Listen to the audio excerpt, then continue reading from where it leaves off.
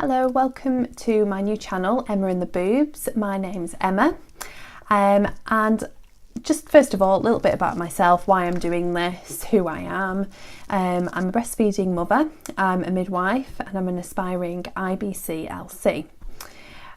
So in order to become an IBCLC, I'm doing a breastfeeding specialist course, and I need to do some homework as part of that course, and these films will incorporate my homework, but I'm also hoping as well that they will assist other people by giving them some information about breastfeeding. So mums to be, breastfeeding mothers, anybody who is interested in the subject and wants to learn more. I think it's a fascinating subject. I'm passionate about breastfeeding, and I hope that comes across, and that I will inspire you guys to be passionate about it as well. I've never made a YouTube film before, so this is the first time, so apologies if it's a little bit rusty. So first of all, my first film is going to be about what an IBCLC is, what the role is, because I'm aware that quite a few of you won't know about it. So I hope you enjoy it.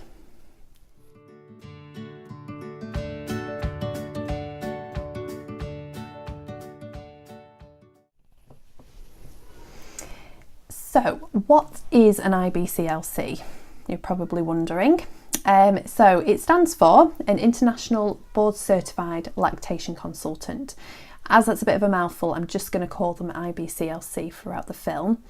So basically they are an expert in breastfeeding. They are a healthcare provider, like a midwife, like a nurse, like a doctor, and like those other professions, they have to work to gain the qualification in the first place, but they also have to work hard in order to keep it as well. So first of all, the qualification, how do you actually become an IBCLC? So there are 3 elements to it. You need to have health sciences education, which, like in my instance, could be a degree in midwifery.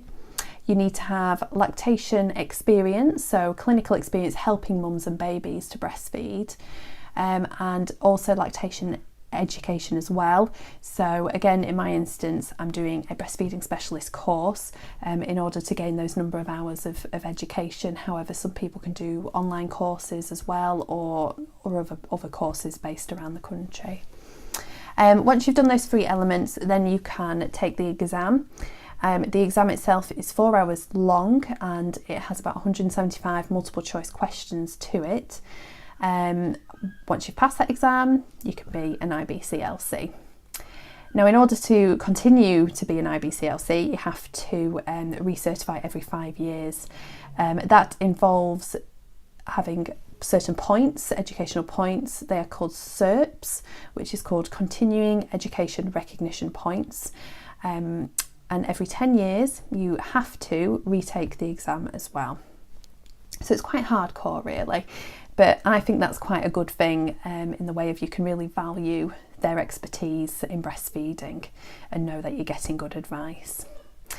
So in order to look at the role of an IBCLC, I have used some standards of practice which were published by the professional body called the International Lactation Consultant Association. So first of all, the first standard is professional responsibilities. So as a professional, the IBCLC has to follow certain guidelines which have been written to regulate their profession, make sure everyone's working to the same standards, make sure they're all providing safe, evidence-based care, which is really important for mums and babies. They should be able to trust that they're getting the right information and the right help. The IBCLC needs to work in an ethical manner. They need to assist the mum and baby. They need to be an advocate for them, speak up for their best interests. They need to make sure they're educated and continually evaluate their practice to make sure they're providing the best care, and if not, how they can improve.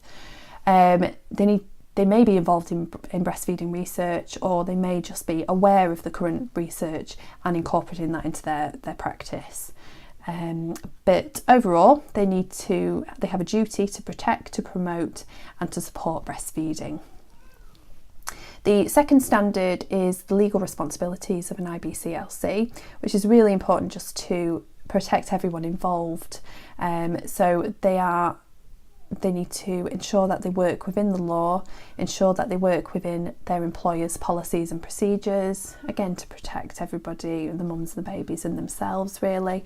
And they need to ensure that they're gaining consent from women, making sure it's informed consent, so women are given all the information first before making the decision, so they're making an informed decision. And also they need to respect their confidentiality. They need to make sure they always keep accurate records as well of contact with women and their babies. The third standard is a clinical role of the IBCLC. So when caring for a woman and her baby, the IBCLC may visit that person and assess their circumstances, taking information, taking a history, asking questions. They may then plan the care, implement that plan of care, and then evaluate it to make sure that they've achieved what they wanted to achieve in the first place. So you're probably thinking, yes, Emma, that's all very well, but what exactly does an IBCLC do? So I've just thought of a few examples really to help with that. So, for example, an IBCLC may see a woman who has got a premature baby. Premature babies are quite often quite weak, quite tired, maybe physically unwell and unable to breastfeed straight away.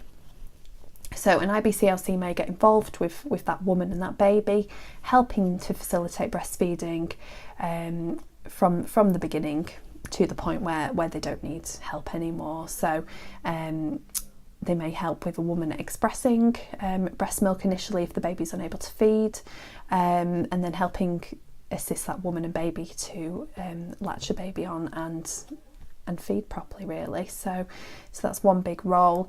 They may help a woman who is trying to overcome painful nipples, mastitis, blocked ducts, engorgement, those kind of problems, and help her overcome those and try and prevent them reoccurring in the future.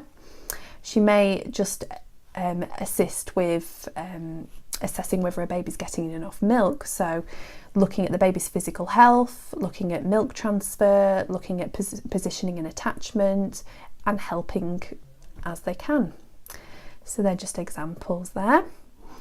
So finally, a large part of the IBCLC's role is education and counselling. So breastfeeding education is very important. It needs to be accurate. Several times I have heard women say that they have been given conflicting information in regards to breastfeeding and they don't know what to believe anymore. And that can be really damaging actually, particularly in the early days with breastfeeding, getting the breastfeeding established. So it's important to give accurate information which is based on research, based on evidence, so then women can make informed decisions about what they want to do. The IBCLC will do a lot of teaching. That could be one-to-one with a woman and their family, or it could be in groups, in classes. It could be teaching to healthcare professionals as well, and making sure they've got accurate information to help women then in practice. I love the saying education is power, and I think that's really important, that if you don't have the knowledge there, then you can't make informed decisions, and that's one of the reasons why I'm making these films, to help educate people in regards to breastfeeding, and help mums out there who are wanting to breastfeed. So I hope that has covered the topic of the role of the IBCLC, and I hope you've enjoyed it. So I aim to teach people about the role. I hope I've achieved that. If I have, if you wouldn't mind leaving a comment, even if I haven't, if you could leave a comment just saying how I could have done anything better. Please feel free to like the video, please subscribe to my channel. I will be doing another film next month in August, about the positioning and attachment, so it's a bit more clinical based, which might help some people. So thank you very much, and I'll see you next time.